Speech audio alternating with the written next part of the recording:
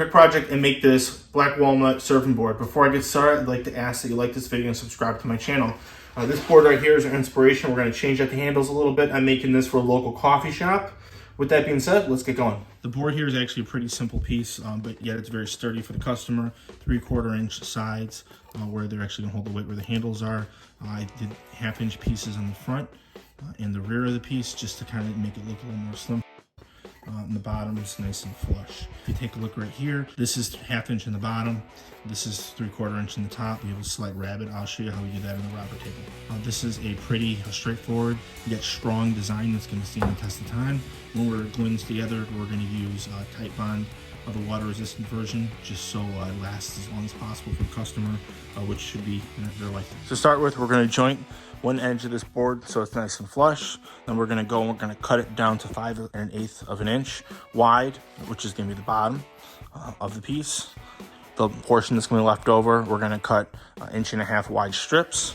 They're going to make up the pieces right here, and then we're going to go and cut those strips to a little under 1/2 inch, which is going to make it so we can get 2 pieces out of this strip right here. We're going to start by running it through the joiner like we said to square up that first face. From there, we're going to cut it on the right side and the left hand side, and then open it up so we have a nice matching finish. To get rid of the burn marks from the table saw, we're going to run it through our planer. We're going to go to our miter saw and cut each of the bottom pieces to the final length. With the bottoms cut, we're now going to cut the front and side pieces that are all 1.5 inches tall. And then what we're going to do is we're going to go and run this through our joiner and make this 1/2 inch. Here you are getting the piece for the sides and cutting it down the center. And last but not least, we're going to cut it to its final length in the miter saw. Next up, we're going to be making this piece right here. You can see it's thicker here, thinner here. That's because there's a rabbet inside this piece that receives everything to make it strong. We're going to do that on the router table. To make the cut on the router table, we're just going to use a 3/8 inch bit raised up and the fence set an appropriate distance away from the bit. You can see this how everything's coming along with our rough assembly. Next, what we're going to do is we're going to get our side pieces and we're going to drill holes in here to receive these handles so it looks like that. This is accomplished by going to the drill press and just simply making a 1/4 inch hole and drilling down, being very careful to have a backer on the piece so we don't blow out the back of the board.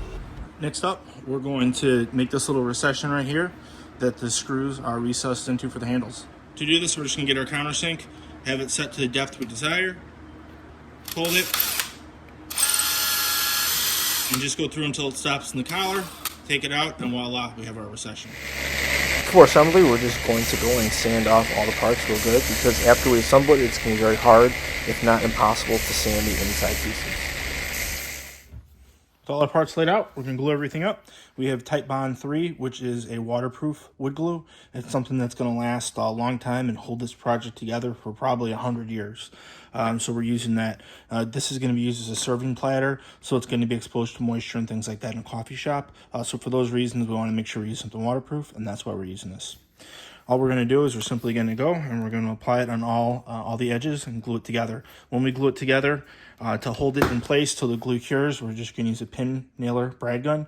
Nice thing about this is it's smaller than normal brads, so you won't really see the actual where the pin's inserted into the wood.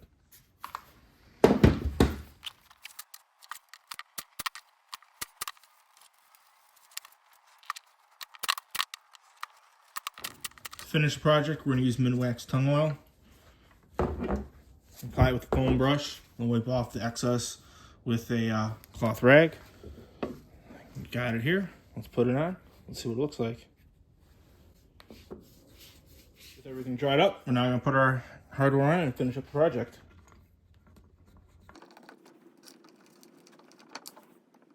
Okay, here's the finished product. If you take a look, you can see I use this Ravenite hardware I purchased off Amazon. I'll put a link to it in the comments below.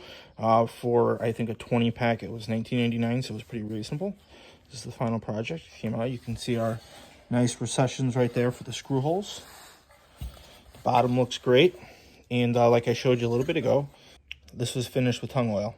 Well, hope you enjoyed today's video, guys. If you got any questions about this, or you like it, or you have any thoughts, leave in the comments below. Don't forget to like this video and subscribe to my channel. Thanks for watching. And if you want to use any of the products that I've used today, I'm going to put a link in the comments below. Using that will help support my channel. Thanks for watching. Have a great day, everyone.